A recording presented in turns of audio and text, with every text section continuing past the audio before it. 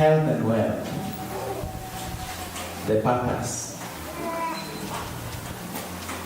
When you have such a topic, you have to wonder where to start. But please bear with me with my starting point. I'll start by saying that of all the abilities that human beings have been given by God, abilities that human beings are able to work on and make something out of, when I look around, I see fairly modest variability in terms of what people have. If it's skills, the most skilled person and the average person, the difference is quite modest. If it's strength, the strongest man on earth compared to the ordinary person, the difference is modest. If it's the runners, the difference is also modest between Usain Bolt and yourself. If he does 9 seconds, you'll probably do 12 for the same distance. And that's a modest difference, I would say. But when it comes to the subject of wealth, the difference is far from modest. According to a January 2017 report by Oxfam, they had got a new estimate that showed that just 8 men in this world own the same wealth as half the world's population. 8 men versus 3.6 billion people. The wealth between them is 1 to 1. You can see that ratio, 1 to 1 wealth, but human beings per capita, you're talking of 8 to 3.6 billion. That is very far from a modest difference. And again, another report produced later in November of last year by Credit Suisse Global Wealth Report. It shows that the richest 1% then had wealth as much as the remaining 99% combined. Again, there is no modesty there. The difference is so big. When you think of a ratio of 1:99 in terms of population, but the wealth between them is 1:1. That is not a modest difference. So it looks like one of the areas where human beings differ most has to do with the topic that we are discussing today. And it is projected at the rate at which things are progressing, that gap is going to get worse, grow bigger, and it's also estimated that the consequences of that are going to be very dire for our world. Now, if you take those figures and bring them to our local scene, you pretty much find the same differentiation. So when we talk about wealth, I think one of the things that quickly springs up in our mind, and which is a reality that we deal with every day, it is the differential, the variability in terms of how much wealth people hold and how much wealth people do not have. And so that big variability, when I think about it, there are 2 things that come to mind as we think about this topic, the purpose of wealth. One, that level of variability, I do not think of it as consistent with God's wills for humankind. It is inconsistent. It is not accomplishing the righteousness of God. To the contrary, it's actually doing the exact opposite. That's the first thought that comes to mind. But the second one, which is probably of more relevance to us this morning, is that it has not arisen, that variability, that difference, which is beginning to cause very serious challenges in our world, and will continue to cause even bigger challenges, not just in our world, but in our country, and maybe even in our homes, in our community. That variability is not so much due to the ability of different peoples due to different people's ability to generate wealth. I think that's not where the issue lies. It occurs to me that the issue lies in the way people understand the reason why God gives them wealth. So that's the basis of what I'll be talking about. That what is pushing our world to the brink is this very topic that we are talking about today. What is the purpose of me having what God has given to me? The challenge of wealth distribution, that is such a serious challenge to our world, to our country, is lots more to do with not the ability to make wealth, but those who are making the wealth. What do they perceive is the purpose for which they make that wealth? I think about the way God handled his ideal society when he was building up the children of Israel as a community or as a nation state in the days of old. And it occurs to me that a lot of the laws, or quite a number of the laws that God gave to Moses to pass on to the children of Israel, had a lot to do with ensuring that the kind of variability we have today does not happen. As a way of dealing with the question of wealth among the children of Israel, God specifically instituted laws that were going to enable the children of Israel as a community to never ever have this kind of variability in their wealth. I see that, for instance, when you look at Leviticus chapter 25, verse 8 to 17, when God is giving laws about the land tenure and instituting the law of Jubilee. It was a law that was specifically instituted so that there will be no Israelite who is ever going to be landless, because of the concern that God had about how people handle their wealth, especially to ensure that the variability does not grow. So as people live through 50 years, they would accumulate wealth at different rates. But then at around 50 years, at the 50 years mark, they will be told, everybody, return back to the land that your ancestors owned. If your father had 10 acres, you get back the 10 acres. I was also amazed to find that every 3 years, there were laws among the Israelites where they were told that you will get a tenth of everything you have and take it to your cities, so that the Levites among you will not lack. Okay? And not just the Levites, but also the aliens, the strangers, the widows, and the orphans. So that again, there was not going to be in Israel people who are going without food when others are enjoying the bounty of their harvest. Now, in those two incidences, I see God's intention of making people handle their wealth in a way that it was going to ensure there is no that kind of variability, which I'm saying this morning. It is as a result of people not taking rightly what the purpose of what God gives them is. I was amused that reading when you read in Exodus chapter 12, how God started off the Israelites having this wealth that He's now telling them, you cannot allow some of you to lack so much, while some of you have so much. And it occurred to me that after the Israelites had been slaves for some 300 years and it was time for them to leave, God ensured that they got a handsome gratuity. Something that at times our employers, I guess, struggle with, and if you are an employer, you struggle with that.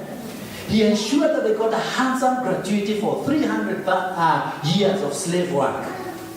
Because the Bible says that He moved the Egyptians to give them the gold, the silver, and a lot of it, so that the Bible actually uses these words, that way the Israelites plundered the Egyptians. So, I begin to see God dealing with the children of Israel, first of all by setting them up to have wealth. But then He follows it up to ensure that among them, there will be no people who will have so much and others having so little. And that for me forms the foundation of what is the purpose of wealth. Because today, If you ask anyone, in my mother tongue, we say that a shilling is looked for with another one. I know maybe the younger generations may not know how that sounds in Kikuyu, but this is how it sounds. That is to say, when you have a bob, you can use it to find the next bob. Then you have how many? 2. Guess what you do with the 2? You look for 2 more. And the exponential grows and grows and grows. And so there is a sense in which we perceive that the purpose of wealth is to make more wealth. And it's not just a sense, it's actually the reality of what we are living with today. No wonder our world has gone completely out of control when it comes to this concept of who owns what. A few people literally owning like everything and everyone else owning nothing. That reality, that generally the thinking is that the purpose you have wealth is actually to generate more wealth, but then without asking, but when I've generated it, what do I do with it, becomes a big, big problem that we encounter.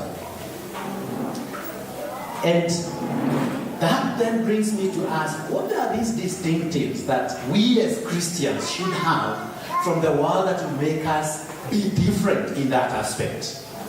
Rather than contributing to the acceleration of that variability, which is taking our world right to the brink, what is it that we can cherish, we can know, we can hold on to, that would make us begin to pull the world back from its own self-implosion? And one of the scriptures that then stands out for me is what Jesus said in Matthew chapter 6, from verse 19 going on to 21.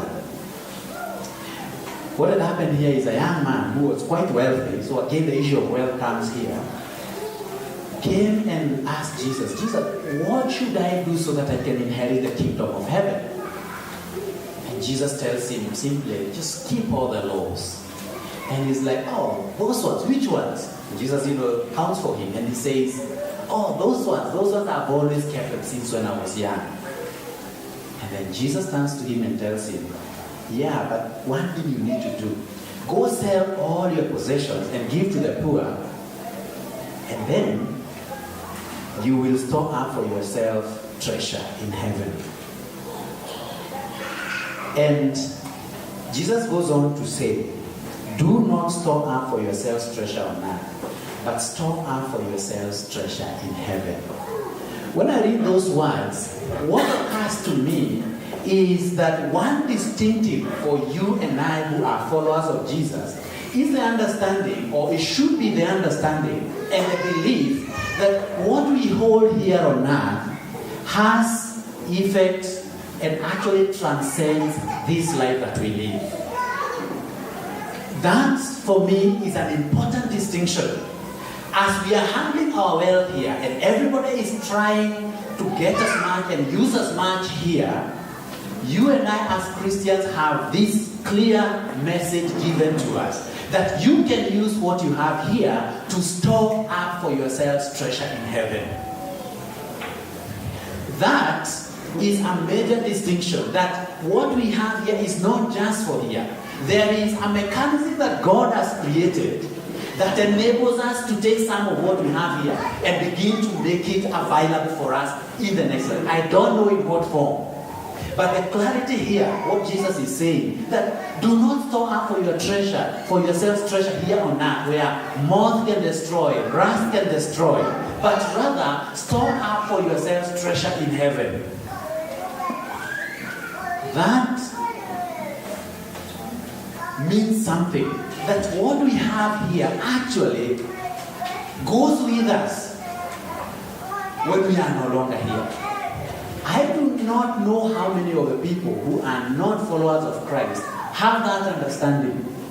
That it matters what you do with what you have here, because later when you are out of this world, it is going to matter. That for me makes me just stop and think. So, hii pesa niko nayo sio ya hapa tu. Kuna mambo ya hapa na mambo ya huko. And immediately makes me think, okay, so I can actually create a fortune, so to say, on the other side. And it sends me asking, how exactly does that happen? And I think that's why we have the story of that young ruler who is told, go and give to the poor, and that way you will store up for yourself treasure on the other side. And that I find a fundamental difference between those who are making wealth, not being followers of Christ, and those who are making wealth, being followers of Christ. Because then, those who are not followers of Christ, they want to use everything now, for not knowing that how you use it here will affect your treasure in the afterlife. That's what Jesus was saying. And you know, here it's Jesus told him to go and sell everything he had and give to the poor. A very challenging thing, isn't it? I don't know what you think about taking that and going and doing it, but when I think about it, I realize that the opportunity to do this is actually every day. Let me take you back to your high school, to my high school. Those of you who did biology, I think this was by Form 2, so every one of us. Or there are people who left biology before. Kuna watu hawakuguza biology hata kidogo. And now everybody was exposed to that. There is a concept in biology that makes me understand this concept of giving to the poor. And that concept, I hope you like biology, because if you didn't, this may sound very bad, is osmosis. What is osmosis? Arama is helping me here. Maybe I've even forgotten. Movement of molecules from a place of high concentration to a place of low concentration. He's just recently graduated from medical school. I am sure mulirudia hiyo. That's why you can remember. It looks like in God's world, that's not restricted only to molecules. Ideally, it looks like it's also applicable when it comes to wealth. That when two entities interact together, where one has high concentration of wealth and another has low concentration, we should not inhibit the flow of the molecules. We should not inhibit osmosis. That becomes a natural way of actually giving, that then can be continuous, can be easy, especially if we understand it from that way. That God has created His world so that things move from areas of high concentration to low concentration. And guess what happens? All this accumulation of wealth, it's normally operated this way. Reversing osmosis. You know there is reverse osmosis, eh? Every time you drink a bottle of, maybe the sunny water, what do they say they have done to clean it up? Reverse osmosis. I do think that one of the reasons why we have all these challenges of accumulation, it is how preoccupied we are with reverse osmosis for the wealth that God has given to us, where the efforts are to ensure that as much as possible, wealth is coming from areas of low concentration to high concentration. And I think that's the whole issue of giving to the poor that then is cut off. I hope that helps you remember when you think of reverse osmosis. That giving to the poor can be as easy as letting that osmosis happen naturally. In the places, in the situations that you find yourself in also often. How often do you find yourself as the one who is having the high concentration? And how often do you let osmosis happen? For me, that simplifies the concept of giving to the poor way, way more. Because then you don't have to look who is really, really, really poor. Who is that? Especially if you come from the background where I come from, where in the development world, the whole issue of dependency syndrome is a big, big issue. Because if you can't keep giving to the poor, then they decide they're not worth, they'll be waiting for you to come and give.